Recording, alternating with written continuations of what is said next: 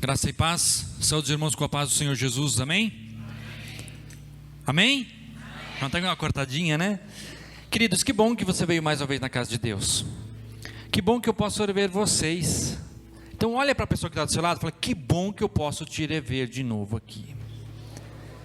Alguém pode garantir isso durante a semana? Alguém pode garantir os próximos dias que a gente vai se ver? Não, então aproveita, e se quiser levanta e dá um abraço na pessoa ainda, porque às vezes a gente fala assim, nossa, se eu tivesse mais um dia para poder dar um abraço, eu dava. Agora você tem a oportunidade, então levanta o seu lugar e dá um abraço nessa pessoa que você não viu ainda. Você quer dar esse abraço, não quer dizer que não vai ter mais abraço, mas o abraço é gostoso, ele faz parte. Cadê os maridos que vão dar um abraço nas esposas aí? Dá um abraço na esposa, bem gostoso, aproveita, não é no culto, não é pecado não, você pode abraçar, porque nós estamos aguardando o dia em que o Senhor Jesus Cristo vai vir buscar a sua igreja no arrebatamento, amém? A pergunta que fica é, você está preparado para esse dia? Eis a questão. O bom é sabermos que Jesus vai voltar, vai haver o arrebatamento. Agora, se a gente vai subir ou não, vai depender de cada um de nós, se nós tivermos a nossa vida diante do Senhor, se nós formos lavados pelo sangue de Jesus, essa celebração que nós acabamos de ter aqui, se realmente nós entregamos a nossa vida totalmente ao Senhor. Nos últimos domingos nós viemos falando sobre a questão de sermos fortes, corajosos em meio às crises, em meio às tribulações e em meio às dificuldades. E hoje eu gostaria de encerrar um pouco esta temática que nós viemos trazendo nesses últimos dias, sobre a questão das crises. E eu tenho notado em mim nesses últimos dias, quando a gente chega mais na parte final do ano, a gente fica bastante cansado, né? Faculdade tem 1001 trabalho para entregar, parece que tudo fica mais alvoroçado, né? Tantas coisas acontecendo, já tem gente pensando no que vai fazer no Natal, na virada do ano, os que estão estudando já estão contando os dias para acabar logo, para poder viajar de volta para a sua cidade, ficar com a sua família, e parece que as horas não passam, né? Tá pesado às vezes. Isso pode trazer até alguns reflexos espirituais na gente, se a gente não encarar isso de uma forma bíblica, de uma forma da palavra de Deus. Então, para te animar hoje, eu vou falar sobre Apocalipse. Ui. O que Apocalipse tem a ver com crise? Tem tudo a ver. O Apocalipse, por muitos, é tido como um livro, a maioria dos cristãos. Pergunta aqui, rapidinho, quem já leu Apocalipse, levanta a mão. Quem nunca leu, não é medo, tenha vergonha de falar assim, eu nunca li Apocalipse. Quem quiser levantar a mão, seja corajoso. Tem 1, 2, 3, 4, 5. Muitos de nós temos a percepção e entendemos de que o Apocalipse é um livro assim, temido. É um livro que eu não entendo nada que está dizendo lá. Mas na verdade ele é um equívoco. Porque o livro de Apocalipse significa o quê? Revelação. Então, se é uma revelação, não há nada de complicado lá. Apesar da figura de linguagem que usa lá, nós parecemos que, não entendo muita coisa lá não. Mas o livro de Apocalipse é centrado primeiro na pessoa de Jesus.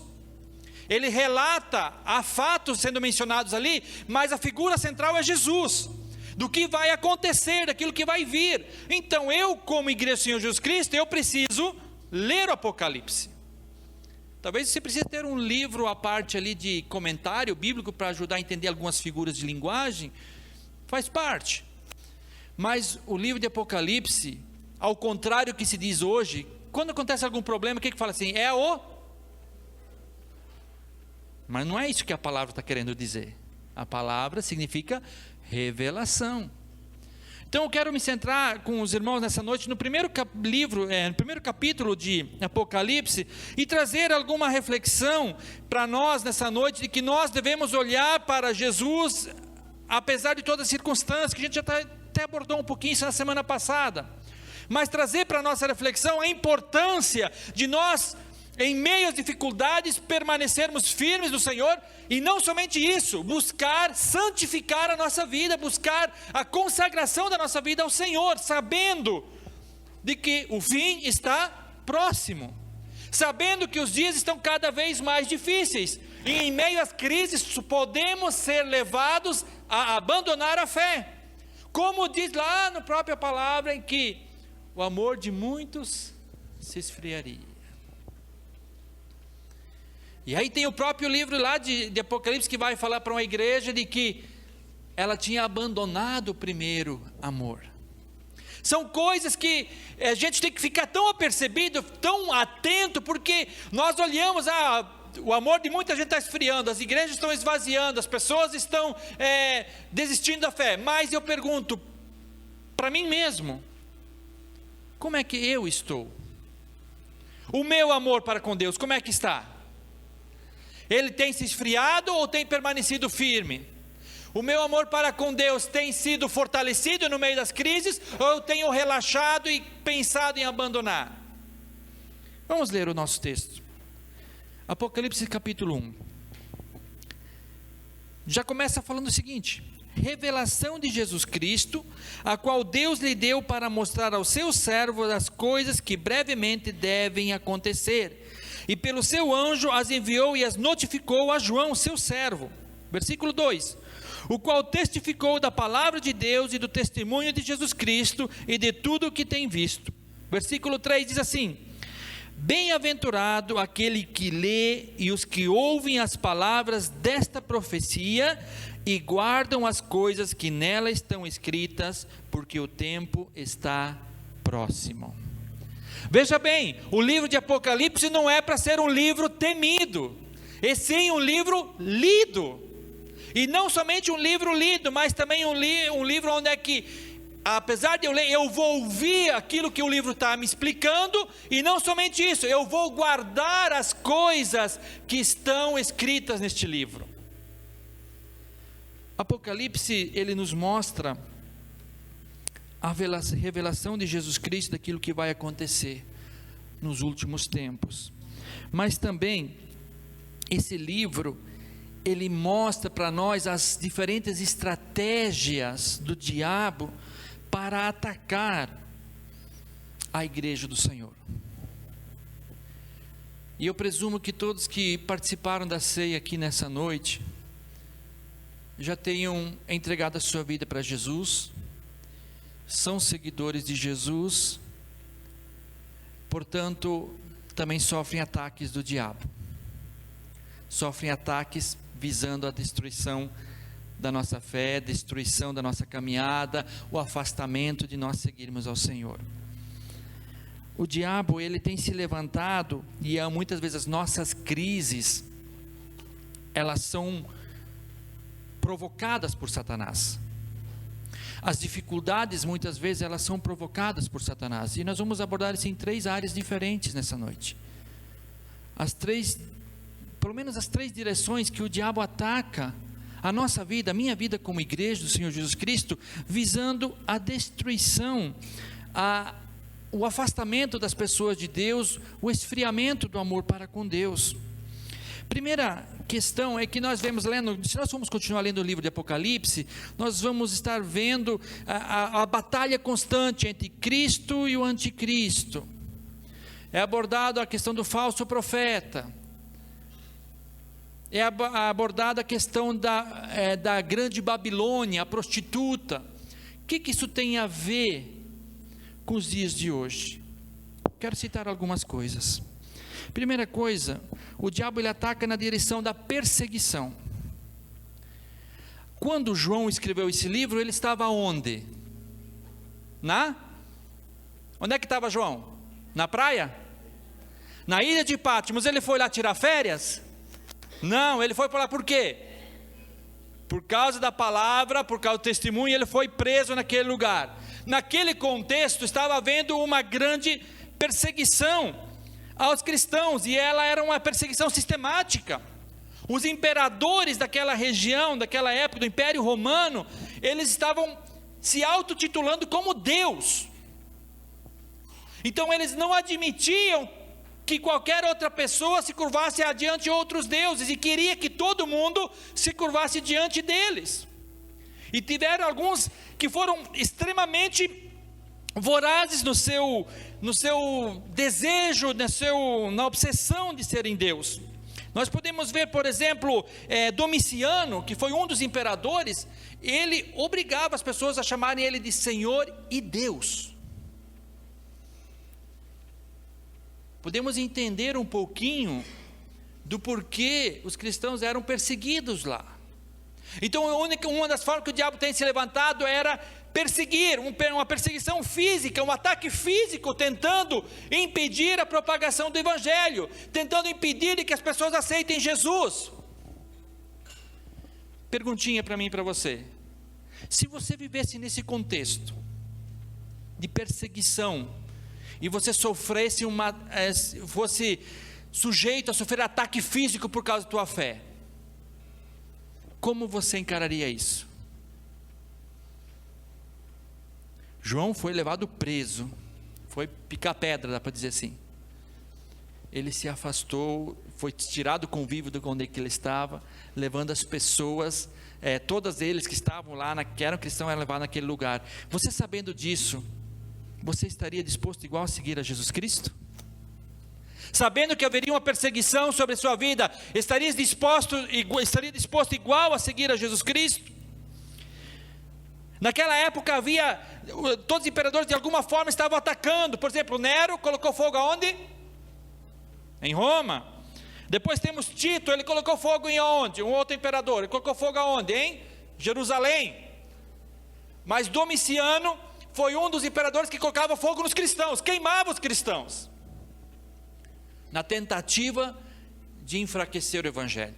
O diabo usa ainda hoje em muitos lugares desta estratégia, de fazer com que haja perseguição física, que as pessoas não aceitem a Jesus, que isso seja algo trazido como medo. Não vou seguir Jesus porque vai ter muita retaliação, vai ter muito problema. João, ele estava sofrendo, quando ele recebeu esta revelação, ele estava sofrendo perseguição. Nesse contexto todo, ele recebeu então essa revelação da parte de Deus. Olha que coisa bonita. Ele estava num momento de crise, porque ele estava preso, contra a sua vontade, foi preso, mas foi lá que Deus se manifestou na vida dele. O que eu posso trazer isso para mim hoje? Um pequeno parêntese. Que no meio da crise, no meio do problema, Deus se manifesta na vida da gente. Ele fala conosco, Ele mostra qual é o seu querer, qual é a sua vontade, Ele se deixa conhecer, Ele se revela a nós. Então, quando estiver acontecendo tudo de perna para o ar, se você está sofrendo algum ataque aí, segure firme as pontas em Jesus, e Ele vai falar com você, Ele vai te fortalecer, Ele vai mostrar para você qual é a sua vontade. Então, um dos ataques que o diabo faz é o ataque físico, a perseguição. Outra forma que o diabo ataca, querendo destruir a gente, é a heresia. Nós podemos ver várias igrejas ali naquele contexto das 7 igrejas, que lá no capítulo 3 vai estar mencionando também, 2, várias igrejas que estavam sofrendo esse ataque, doutrinas de Balaão, doutrina de Jezabel, enfim, por aí vai. O diabo tem tentado e tem feito isso nos dias de hoje ainda, introduzindo heresias, o falso profeta. Assim também como houve lá no tempo de Jeremias, enquanto que ele estava pregando a conversão das pessoas que tinham que se voltar para Deus, que haveria uma destruição, outros falavam assim, não, vai dar tudo bem.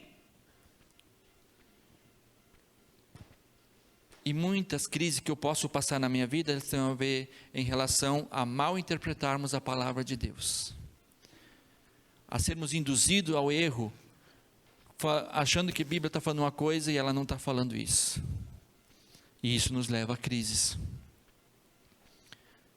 E o diabo tem se usado muito dessa estratégia.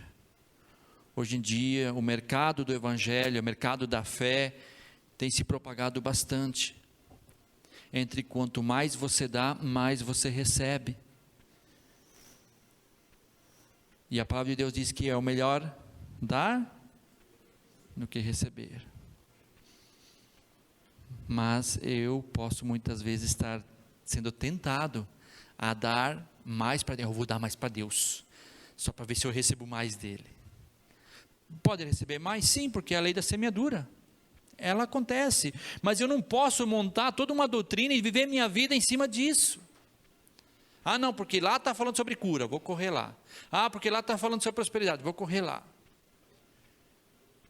E a palavra de Deus fala que nos últimos tempos se levantarão muitos falsos profetas, dizendo que Jesus está ali, está lá. E aí, não é brincadeira não, se você vai olhar, entra no YouTube lá para ver, tem gente se chamando de Jesus. Tem um camarada lá que queria imitar Paulo. Você lembra que semana passada nós falamos que Paulo foi picado por uma serpente e não fez nenhum efeito? Tem uma igreja lá nos Estados Unidos que o camarada, no culto dele, ele usa de serpentes. Ele usa serpente e na última vez, agora foi esse ano ainda, uma serpente picou ele e morreu lá mesmo. Ou seja, não deu muito certo a teoria dele. E por aí vai. Então, como é que eu não vou ser confundido em tempo de crise em relação a heresias? É eu voltando para a palavra de Deus, lendo a palavra de Deus. O que nos diz o texto lá no versículo 3? Bem-aventurado, ou seja, mais que feliz é aquele que lê. Então eu incentivo você a ler o Apocalipse. A ficar mais atento, ficar apercebido das coisas que vão acontecer, porque às vezes tem gente aí que Jesus vai voltar no arrebatamento, o cara vai falar, nossa, o que deu aqui no WhatsApp? Um monte de amigos, ninguém está me respondendo, o que aconteceu? Vou mandar uma mensagem de WhatsApp para ver o que aconteceu, por que eles não estão me respondendo? E aí descobre, aconteceu um arrebatamento já, ó, ficou. Jesus não vai avisar no WhatsApp, ou nas mídias sociais, né? Vai mandar, igreja, estou indo. Ou ele vai tirar uma foto no Instagram, partiu terra, buscar meu povo. Salvo que Deus mudou alguma coisa, mas não vai ser desse jeito que Ele vai se manifestar na sua vida. Nós temos que estar apercebidos e conhecer a palavra de Deus, para saber que as coisas estão caminhando para o fim. Como vou saber isso? A perseguição houve lá atrás, durante toda a história sempre houve perseguição, e nos dias atuais ela ainda acontece.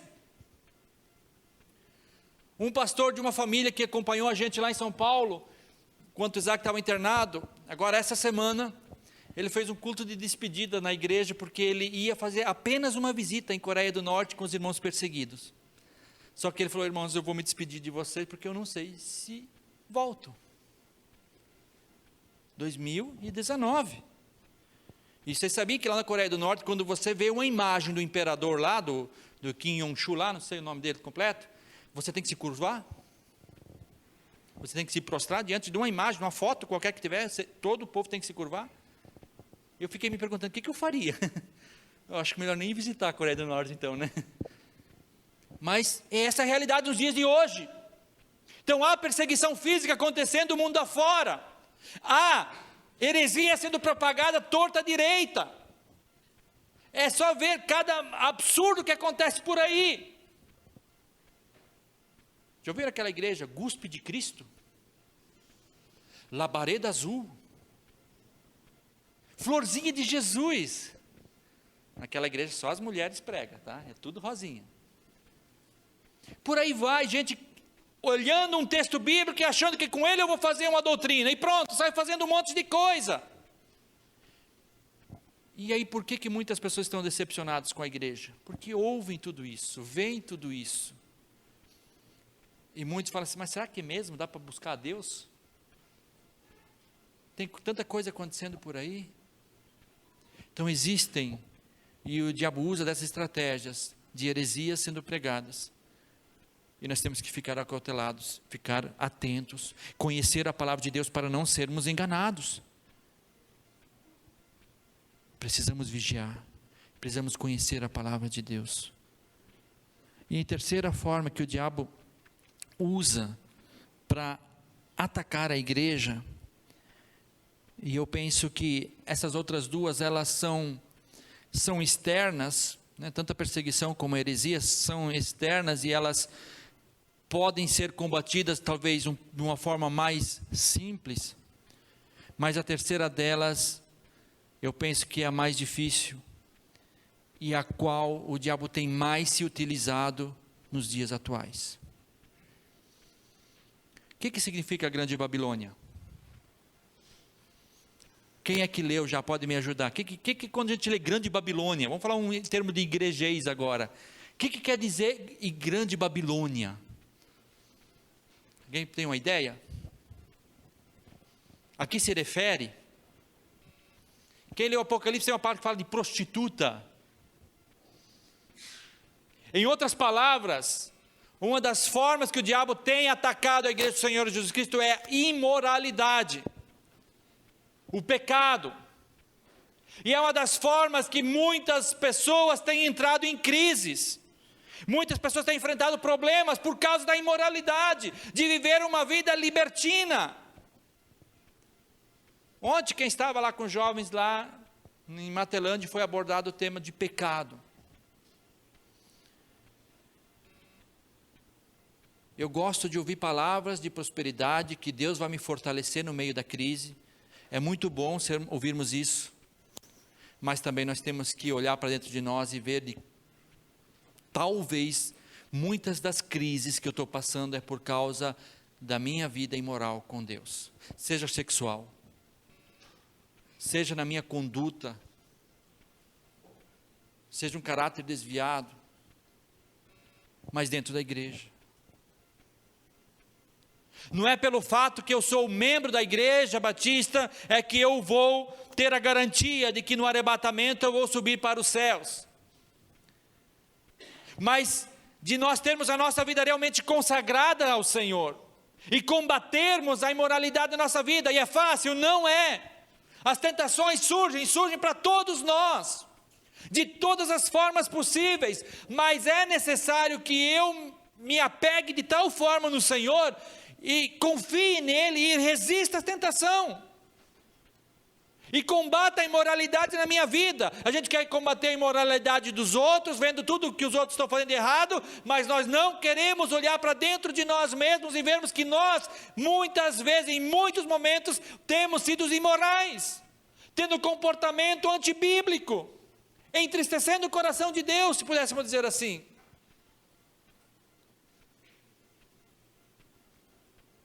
Jesus veio para salvar a todos, mas a salvação ela é alcançada através do arrependimento, de reconhecer que somos pecadores e que de nós pedimos perdão ao Senhor, e termos uma mentalidade transformada. Precisamos corrigir isso dentro de nós. Você sabia que, segundo um historiador antigo, dos 15 imperadores romanos, 14 eram homossexuais, e apenas Cláudio não era, mas a esposa dele era prostituta. E eram esses os imperadores da época que governavam, segundo um estudioso antigo, um historiador antigo que fez esse levantamento. E eles perseguiam avidamente os cristãos. A imoralidade entrava na igreja, acabava seduzindo, como diz ali, se nós vamos ler as cartas, a gente vê igrejas que tinham permitido a entrada do trono de Satanás dentro da igreja, o espírito de Jezabel. Tinha cidades onde é que havia templo, onde é que as sacerdotisas eram prostitutas, e os irmãos não iam lá para evangelizar, às vezes com a desculpa, né? Mas não estavam combatendo isso dentro do leito da igreja com as suas próprias vidas. Minha pergunta é: mais que feliz é aquele que lê, certo? Mas eu estou guardando a palavra de Deus na minha vida? Estou eu combatendo qualquer imoralidade que está se levantando? Se eu dizer, não, eu não sofro disso, eu estou sendo um baita mentiroso. Todos nós, de alguma forma, somos atacados, e o diabo usa dessa estratégia, nos levando a entrar em crises. E muitas vezes quando as pessoas entram em crises, não têm força para olhar para Jesus, mas vê uma garrafa de cerveja e dela se alimentam, para tentar. Não é isso que as músicas do mundo ensinam? Se você está difícil, se está complicado, vamos lá beber, vamos encher a cara, porque daí esquece. São poucos que, se aquela música está nervoso, vai pescar, né? Até é bom pescar, mas leva um litro de uísque junto, de cerveja, da pinga, para relaxar. Jesus não é suficiente. No momento de crise, nós somos tentados, o diabo se aproveita daquela situação e pode nos induzir a levar a praticar o pecado. Também vou jogar tudo pro alto. Não adianta, estou tentando fazer as coisas certinho, quer saber, vou jogar tudo pro alto. É como se eu estivesse falando assim, diabo, toma conta da minha vida, faz o que você quiser, porque Deus não está dando jeito não. Estou passando por problema, enfim, vamos lá beber, vamos encher a cara, vamos se deleitar nos vícios, vamos voltar para o vício, e para tentar ver se as coisas andam. Nós precisamos nos esforçar para entrar pela porta estreita, onde é que o caminho não é fácil, mas nos é a garantia de vida eterna, de viver a eternidade com Jesus. No meio da crise eu preciso fazer uma avaliação, para ver se a crise que eu estou passando, a dificuldade que eu estou passando, não é resultado de eu estar me entregando ao pecado. Por exemplo, tem muitos passando, às vezes, eu sei que por aqui em Medianeira não é muito, passando por crises financeiras. Qual é a solução? Vamos lá, fazer uma fezinha, né? Jogo do bicho, Mega Sena. A propósito, Bolsonaro subiu o preço dela 4,50, e tem muita gente reclamando. Sei disso porque eu vi na mídia, tá? Não fui jogar não. Eu vou lá no jogo de azar, vou lá no bingo lá, e vou jogar lá, para ver se eu consigo melhorar, fazer um dinheirinho a mais. E quando menos vê, né, foram para o pôquer, e o pôquer, em vez de trazer retorno, tolou mais aí. E já são inúmeros os casos, as pessoas entregam até aliança, porque já estão viciados dentro disso, e isso vai levando um poço cada vez mais profundo. Então eu preciso olhar para dentro de mim e ver se essas coisas não estão tomando conta. Minha mulher não me satisfaz mais, eu vou para a pornografia. Ou o contrário, da mesma forma. Uma forma de que, não estou fazendo nada com ninguém, mas é pecado. E eu acabo me entregando a isso. Nós precisamos, dizer assim de uma forma bem chula, ter vergonha na cara e olhar para dentro de nós e vermos, poxa, eu estou dando brecha, estou abrindo portas para que crises entrem na minha vida, que problemas piores aconteçam na minha vida. Que o pecado, qual é o salário dele? É a morte. Então eu preciso estar atento a que diz a palavra do Senhor e começar a pedir ajuda e a misericórdia do Senhor, porque por nós mesmos vamos conseguir? Não, nós precisamos do auxílio de Cristo. É Ele que está ali para nos ajudar, para a gente superar e vencer todas as dificuldades, todas as crises. Então no meio da crise, eu diria para você assim, não se desespere, confie no Senhor, olhe para Jesus, não dê atenção para aquilo que o diabo está trazendo, ele está vindo de várias direções, querendo atacar a tua vida, e às vezes eu caio como um patinho ali, nas artimanhas dele. Eu quero te incentivar a que você tenha coragem e olhe para Jesus, tanto em tempo de crise, como em tempo de bonança, em tempo de calmaria, de paz. Que nós olhemos para Jesus e nos entreguemos de tal forma a Ele, porque Ele vai voltar, é certo. Ele vai vir buscar os salvos, os remidos, Ele vai voltar.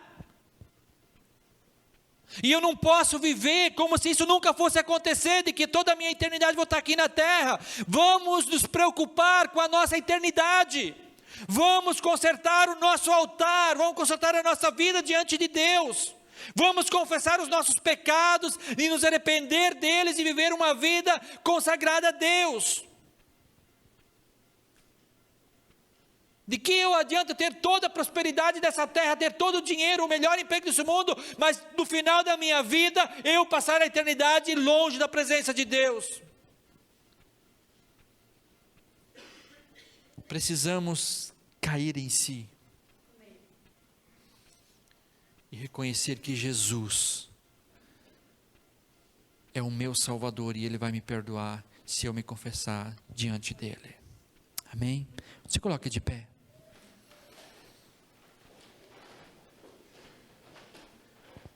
O diabo anda como leão procurando a quem devorar. Ele pode trazer uma perseguição física. Ele pode trazer falsos profetas. E ele pode trazer e induzir a gente a viver uma vida de imoralidade. E eu quero te convidar aqui nessa noite, no temor do Senhor, você olhasse para dentro de você. Talvez você não esteja passando por crises, mas se a sua vida está na prática do pecado, da imoralidade, pare quanto antes, se arrependa e se volte para Deus. Não espere entrar numa crise. Não espere o diabo te jogar lá no fundo do poço mesmo, fazer de você o escárnio, a vergonha. Se conserte antes ainda com o Senhor. Por mais que as tentações venham, você pode resistir. Sozinho, acho difícil. Mas Deus, que é o Deus eterno, o Todo-Poderoso, o que está presente em todos os lugares, que é onisciente, que Ele sabe aquilo que eu estou pensando e aquilo que eu estou fazendo, Ele que está caminhando comigo. Eu quero te incentivar a que você se volte para o Senhor.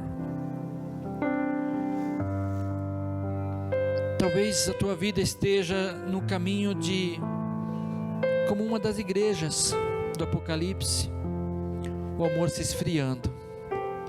E esse amor se esfriando pode te levar a viver uma vida de imoralidade, uma vida de pecado. Eu quero te incentivar a que você se volte para o Senhor, que você se volte para Jesus, peça a misericórdia e a ajuda dEle. Ele vem buscar os seus eleitos, os seus escolhidos. Cedo ou tarde, nós não sabemos quando acontecerá, mas o fato é que vai acontecer. Posso eu ser arrebatado ou não? Posso eu me anteceder em morte física mesmo? Por isso que eu pedi para você dar um abraço na pessoa aí. A gente não sabe se ela vai estar aqui durante a semana que vem, não sabe se eu vou estar aqui semana que vem. Mas o que deve estar muito bem claro e com toda certeza na minha vida é que eu entreguei a minha vida para Jesus. Eu confessei a Ele os meus pecados, eu me arrependi e estou lutando dia após dia para dizer não para o pecado e ficar firmes com Jesus. É questão de escolha, é questão de decisão. Eu quero te incentivar a que você se apegue no Senhor. Jesus já pagou o preço por mim e por você lá naquela cruz. Ele já nos deu a garantia de termos o perdão dos nossos pecados, não importa quão graves e tão horrendos eles sejam, mas Jesus pagou o preço com a sua vida, para te dar a vitória e perdoar de todos os teus pecados, a te ajudar a enfrentar aqueles vícios que estão te levando para o fundo do poço. Jesus está aqui, e vai estar na tua casa, vai estar no teu trabalho, por onde quer que você andar, Ele vai estar contigo para te fortalecer. e ficar firme. Feche teus olhos.